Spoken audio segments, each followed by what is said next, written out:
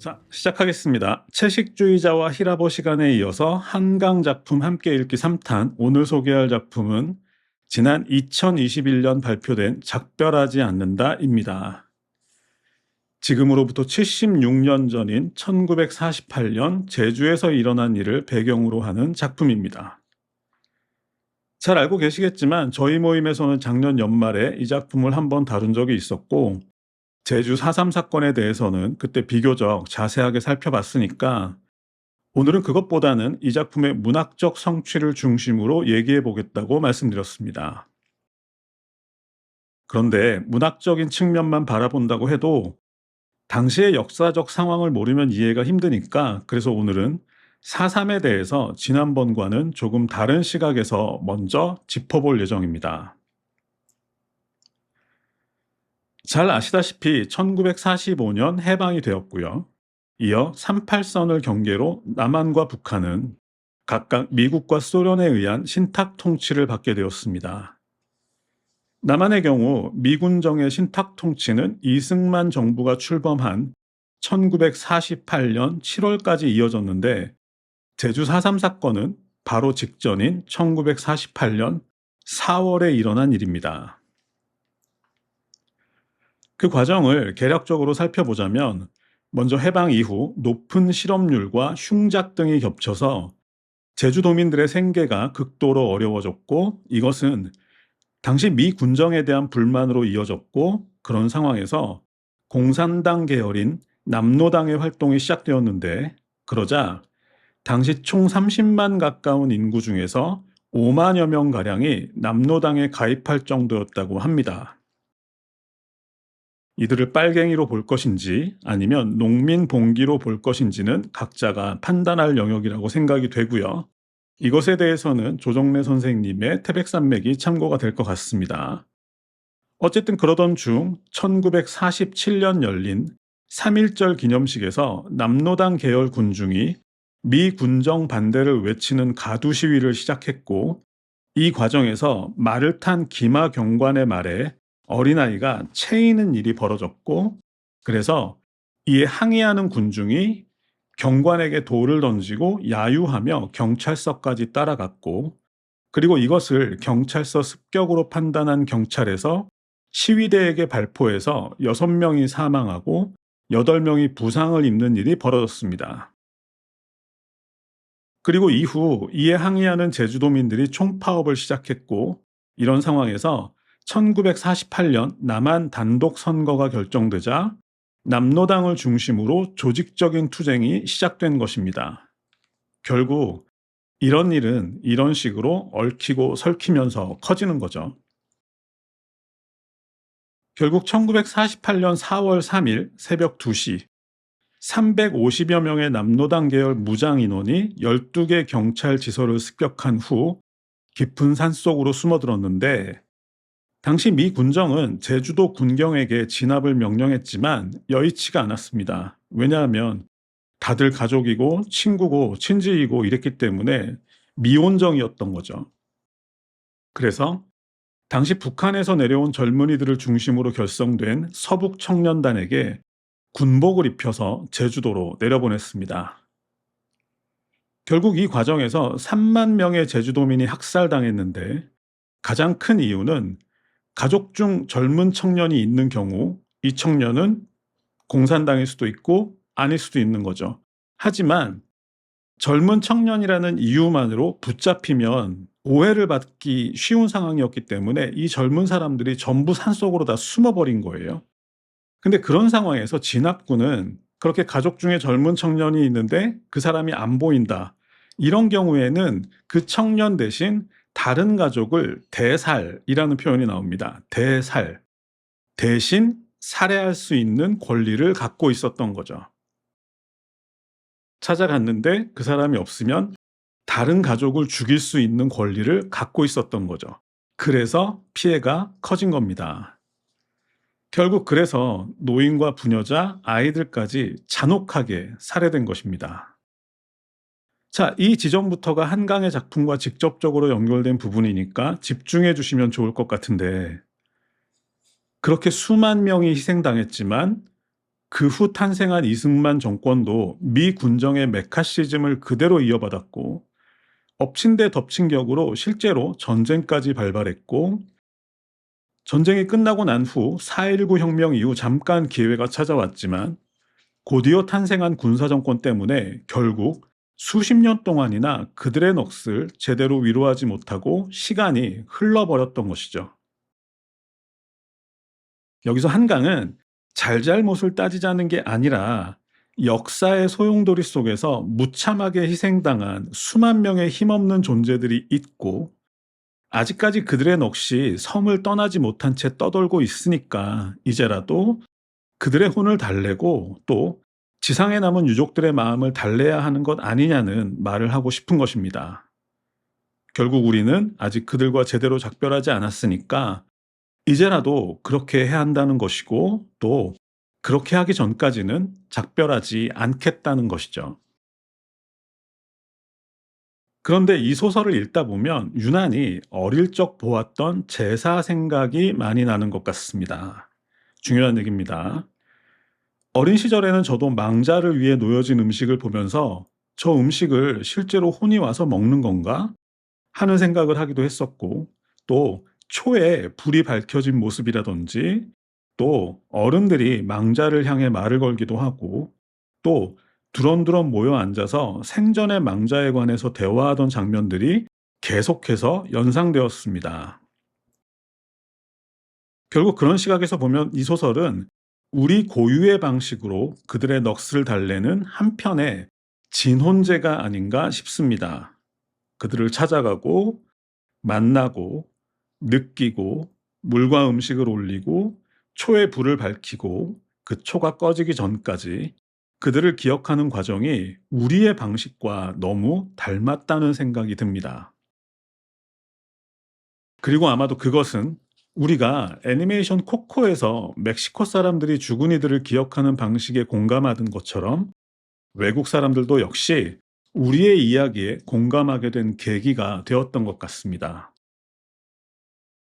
그래서 오늘은 역사적 사실을 탐구하는 방향보다는 작가가 그들의 혼을 달래는 과정과 방식을 중심으로 따라가 보려고 합니다.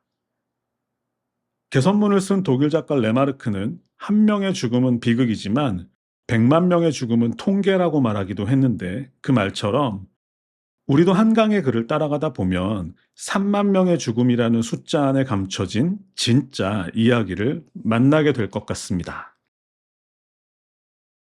그럼 본격적인 책 소개를 시작하겠습니다. 주인공 이름은 경하입니다. 이 경하는 작가 자신을 모델로 하고 있는데 그것처럼 몇 년 전 아주 힘든 작품을 끝마친 후 심각한 후유증에 시달리고 있었습니다. 소년이 온다죠. 작가도 한 사람의 인간인데 한 인간이 감당하기에는 너무 무거운 짐이었던 거겠죠. 결국 그는 세상을 떠날 생각까지 하면서 힘들게 하루하루를 견디고 있었습니다. 그러던 어느 12월 하순 경아는 친구 인선에게서 문자 한 통을 받게 됩니다. 제주도 중산간 마을 출신이었던 인선은 경아가 잡지사 편집 기자였던 시절 알게 된 사진 기자 겸 다큐멘터리 감독이었고 같은 나이에 함께 취재를 다니며 친구가 되었습니다. 인선은 몇 년 전 치매에 걸린 어머니를 돌보기 위해 제주로 돌아갔었는데 어머니가 돌아가신 뒤에도 목공일을 하면서 제주에 남았습니다. 그런 인선에게 갑자기 문자가 온 것이죠. 그것은 신분증을 가지고 빨리 병원으로 와 달라는 것이었습니다. 인선은 혼자서 목공 작업을 하다가 절단기에 손가락이 잘렸고 의식을 잃고 쓰러졌지만 다행히 이웃의 도움으로 제주 병원으로 갔다가 다시 서울의 봉합 전문 병원으로 이송된 것이죠. 그런데 이 지점에서 아주 상징적이고 불편한 장면이 등장합니다. 경아가 병원 로비에 들어설 때 벽에 손가락과 발가락이 잘려져 있는 사진들과 또 그것이 봉합된 사진들이 함께 걸려 있었는데 이때 경아는 불편한 마음에 눈을 돌리고 싶었지만 그러면 오히려 실제보다 더 무섭게 기억될 수도 있을 것 같아서 제대로 들여다보기로 마음을 먹게 됩니다. 그런데 그것을 막상 대면한 순간 자신이 생각에 잘못되었다는 것을 깨닫게 되죠. 그것은 제대로 볼수록 더 고통스러운 사진이었습니다. 바로 이 소설 전체를 예고하는 장면이었죠. 결코 쉬운 일이 아닐 것이다 하는 의미가 담긴 문장이었는데, 그것은 독자 입장에서도 그렇겠지만 그보다는 그것을 쓰지 않을 수 없는 작가에게 더 그랬던 것 같습니다. 경아에게 인선이 다급하게 연락했던 이유는 바로 한 마리 새 때문이었습니다. 인선은 두 마리의 흰색 앵무새를 기르고 있었는데, 얼마 전 한 마리가 죽고 지금은 한 마리만 남았는데, 물과 모이를 주지 않으면 그 새마저 곧 죽을지도 모르니까 경아에게 당장 제주로 가달라는 것이었습니다. 또 새가 나왔죠. 채식주의자에서도 그랬고 히라버 시간에서도 그랬듯이 다시 새가 등장했습니다. 이쯤 되면 한강의 소설에서 새가 상징하는 것이 분명해지죠. 그것은 바로 작고 힘없는 존재들을 의미하는 것인데요.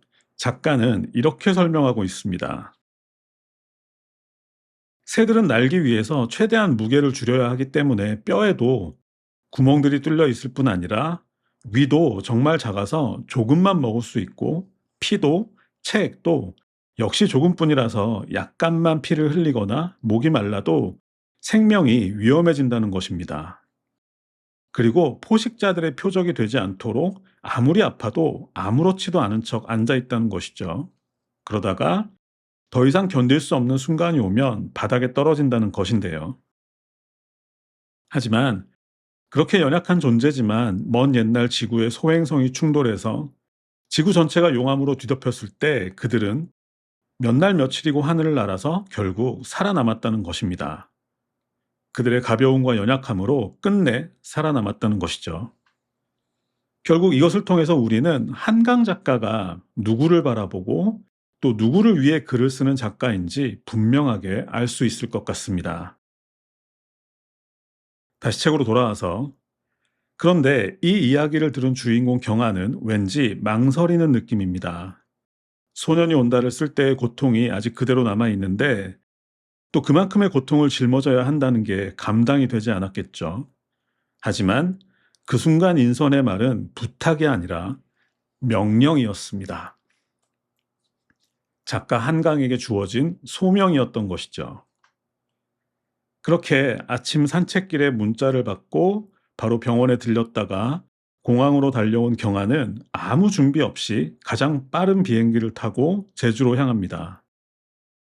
그런데 그 시각 제주에는 대설주의보와 강풍주의보가 동시에 내려진 상태라서 중산간에 있는 인선의 집까지 가려는 택시가 없었기 때문에 어쩔 수 없이 시외버스를 타고 읍내까지 간 다음 거기서 지선버스를 타고 인선이 사는 마을로 가는 수밖에 없었습니다.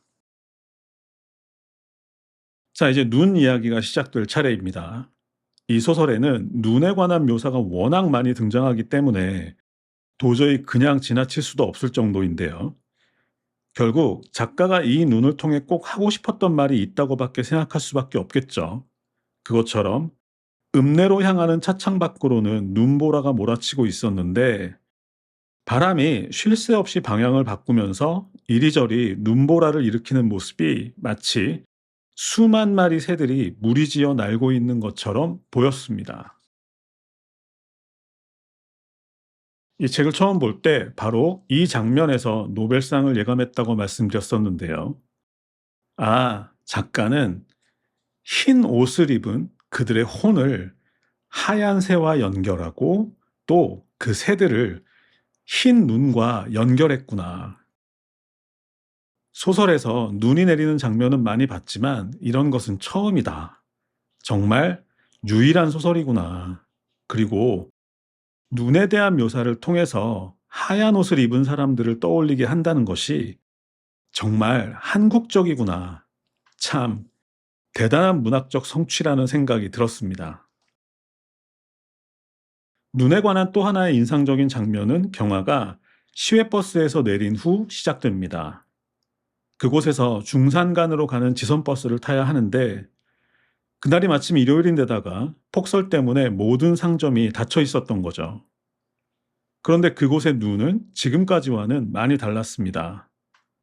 모든 바람이 갑자기 사라지고 그저 허공을 가득 메운 눈송이들만 조용히 떨어지고 있었는데 마치 어떤 장소의 입구에 도착한 것 같다는 느낌을 받게 되는 장면인 것 같습니다. 하지만 아직까지도 경아의 마음속에는 어떤 거부감이 남아 있었죠. 폭설 때문에 지선버스가 운행하지 않을지도 모른다는 생각. 그렇다면 시내로 돌아갈 수밖에 없겠구나 하는 생각을 하고 있었는데 어쩌면 그것은 그곳에 가고 싶지 않다는 소망의 표현처럼 보이기도 합니다.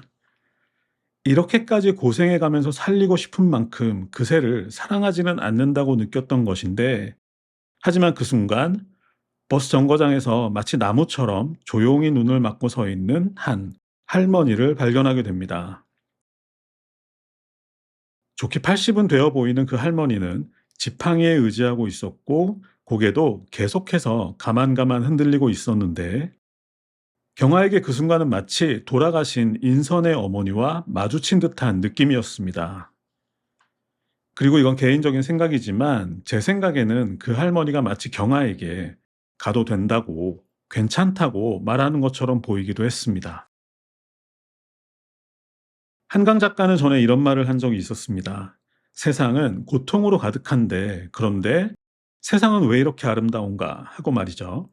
그것처럼 이 소설은 아름다움과 고통을 넘나들면서 진행되는데 이번에 경화를 기다리고 있던 것은 고통이었습니다. 오후가 깊어지면서 주변이 어두워졌고 전에 딱 한 번 와봤던 산길은 눈 때문에 방향을 잡기가 힘들었던 거죠. 그렇게 눈 속을 헤매던 경아는 결국 비탈에서 미끄러져서 돌과 바위에 부딪히며 한참이나 굴러 내려갔고 그러던 와중에 휴대폰까지 잃어버리게 되었습니다. 그렇게 알 수 없는 시간이 지났고 정신을 차린 후 눈 속에서 벌벌 떨고 있던 경아는 문득 어쩌면 지금 자신의 얼굴을 덮고 있는 이 눈이 76년 전 학교 운동장에 쓰러졌던 인선이 어머니의 가족들 얼굴 위에 내렸던 눈과 같은 것일지도 모른다는 생각이 들었습니다. 물은 순환하는 것이니까 이 눈이 그 눈이 아니라는 법은 결코 없는 것이죠. 그런 생각을 하면서 그제서야 경아는 눈 속에서 몸을 일으킬 수 있었습니다. 결국 경아는 인선의 집을 발견했습니다. 아직도 불이 켜진 채로 인선의 핏자국이 선명한 작업실을 지나 안채로 들어갔고 먼저 새 장을 살폈지만 새는 방금 전까지 살아 있었던 것처럼 생생한 정막에 쌓인 채 바닥에 쓰러져 있었습니다. 우리 모두가 알다시피 너무 늦었던 거죠. 하지만 이 소설은 그것을 알고 시작하는 소설이니까 중요한 건 지금부터겠죠. 이제 경아는 옷장에서 깨끗한 손수건 한 장을 꺼내서 새를 감싼 후에 흰 명주실로 잘 감쌉니다. 그리고 비스킷 통에 자신의 목도리를 잘 포개 넣고 그 안에 새를 넣은 다음 뚜껑을 잘 덮고 마당에 있는 나무 아래 잘 묻어줍니다. 제대로 된 매장이 시작된 거죠.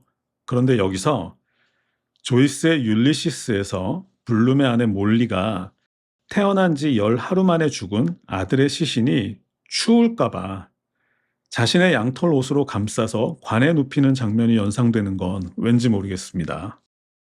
목도리 때문이겠죠. 자, 이렇게 모든 일을 마무리한 후 경아는 이제 씻을 수 있게 되었습니다. 그리고 세면대 거울을 바라보며 이렇게 생각하는데요. 차가웠지. 아니, 부드러웠지. 돌같이 단단했지. 아니, 솜같이 가벼웠지. 하고 말이죠. 눈을 떠보니 날이 밝았고 시계는 4시를 가리키고 있었습니다. 새벽이면 이렇게 밝지 않을 테니 오후 4시일 테고 결국 20시간 가까이 잠들었던 거죠. 그런데 잠에서 깬 후 경아는 뭔가 달라졌다는 것을 느낍니다. 더 이상 열도 나지 않았고 두통도 사라졌고 상처의 감각도 사라졌던 거죠. 뭔가 이상하다고 느꼈을 때 새가 우는 소리가 들리기 시작합니다. 경아가 잠들었던 이 집은 원래 인선 어머니의 외가였습니다. 그런데 76년 전 그날 가족들 대부분이 살해당했고 집은 불태워졌고 당시 8살이었던 어머니의 막내 동생마저 총에 맞은 채 이곳까지 기어왔지만 결국 죽고 말았습니다. 아마도 그 후로 이 집은 산자와 죽은 자들이 공유하는 장소가 되었던 것 같습니다.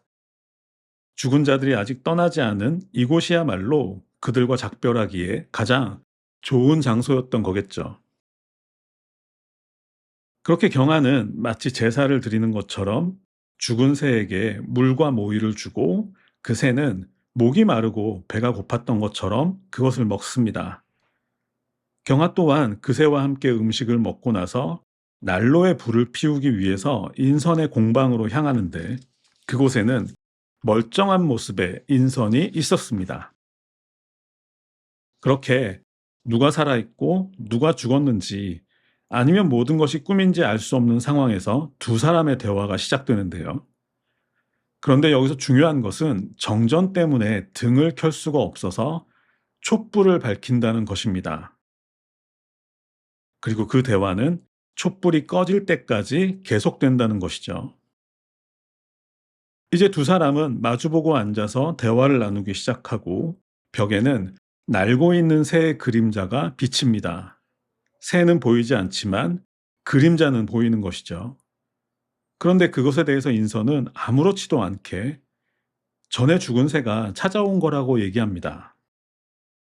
가끔 온다는 거죠. 그리고 새 말고도 다른 누군가가 찾아오곤 한다고 말합니다. 그리고 엄마에 관한 이야기를 시작하는데요. 어린 시절의 인선은 약하디 약한 엄마를 싫어했었습니다.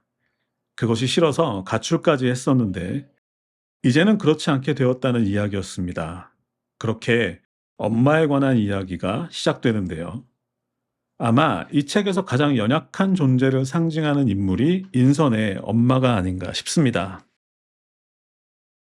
그날 가족들 대부분이 몰살당한 날 초등학교 6학년이었던 엄마는 몇 살 많은 막내 이모와 함께 심부름을 갔다가 참변을 면했습니다. 그런데 어느 날 오빠가 붙잡혀서 감옥에 수감되어 있다는 소식을 들었고 찾아가서 만나기도 했지만 오빠는 육지로 이감된 후 소식이 끊겼습니다. 대구 형무소에 수감되었다가 다른 곳으로 옮겨졌다고 하는데 영영 소식이 끊긴 것이죠. 그런데 알고 보니 여기에는 다른 사연이 있었습니다. 당시 정부는 전국에서 빨갱이들을 잡아들이고 있었는데 그런데 전쟁이 터진 겁니다. 결국 전쟁까지 터진 마당에 그들을 수용하느니 차라리 죽이기로 결정했고 그래서 수천 명이 총살되어서 폐광에 던져졌고 오빠도 그곳에 묻혀 있을 가능성이 높았던 것이죠. 하지만 왜소하고 약하기만 했던 인선의 엄마는 오빠의 흔적을 끝까지 추적했습니다. 그렇게 끈기 있게 한 장씩 자료를 모았고 엄마가 세상을 떠난 이후에는 인선이 그것을 물려받았습니다. 인선의 엄마는 밤에 찾아오는 것들이 무서워서 이불 밑에 쇠톱을 깔고 잘 정도로 약한 사람이었지만 한편으론 수십 년 동안 전국을 누빌 정도로 약하지 않았던 것이고 결국 그런 존재들 덕분에 미래의 우리도 76년 전의 진실을 알 수 있게 된 것이겠죠. 그렇게 두 사람의 대화는 초가 꺼질 때까지 계속되었습니다. 마침내 촛불이 꺼지자 어둠 속에서 인선의 기척은 사라졌고요. 하지만 경아는 인선에게 아직은 사라지지 말라고 얘기하며 성냥 한 개에 불을 붙이고 그러자 성냥에서 불꽃이 솟아올랐습니다. 그리고 그 불꽃은 심장처럼 꽃봉오리처럼 그리고 세상에서 가장 작은 새의 날갯짓처럼 타올랐습니다. 자, 이렇게 소설은 마무리됩니다. 평소보다 소개가 조금 길어졌는데 딱히 뺄 내용은 없어서 그냥 진행했습니다. 사실 뺄 내용이 있다기보다는 더 자세하게 얘기하지 못한 게 아쉬운데 그것은 이 자리에 계신 여러분들의 몫으로 남겨둬도 될 것 같습니다. 제가 작별하지 않는다를 처음 읽었을 때 저는 제발트의 토성의 고리가 많이 생각났었습니다. 토성의 고리 또한 역사의 거대한 사건 속에서 희생당한 이름 없는 사람들에 관한 책이죠. 제발트는 그들이 마치 그 옛날 토성의 위성 중 하나가 토성과 부딪혔을 때 파괴되어서 아주 작은 조각들로 부서져 영원히 토성의 주위를 맴도는 고리 같다고 말했었습니다.